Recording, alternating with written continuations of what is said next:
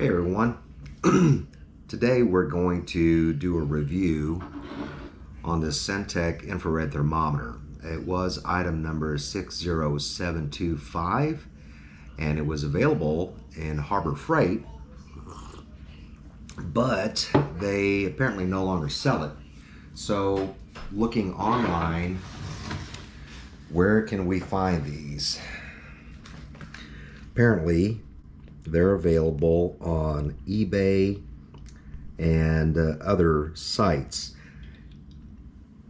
And Harbor Freight has changed what they carry, but I know that there's quite a few of these out there, so I thought I'd just kind of review it and let you know my thoughts on it. It's actually come in very handy. It comes with no batteries, so you have to supply the batteries, and it actually fits in here. Got your typical warning. It's a class 2 laser, so you don't want to poke it in anybody's eyes. And the way you turn it on, well, let's see. There's the sight and there's the laser. And the way you turn it on is you pull the trigger, and then you'll see the LED light up. Now, the thing is, it actually goes to Celsius or centigrade, and what you do is hit this button and it'll go to Fahrenheit. And as you can see from the laser pointing, all you have to do is point and shoot, and it'll tell you what the temperature is. We've had some issues with the temperature in each of the rooms, and it tells me that's 78.8. And then I can go over there and shoot that vent, and you see it's 79.1. So currently the heater isn't running right now, but I'm really amazed at how far this laser shoots. I'm standing in the kitchen,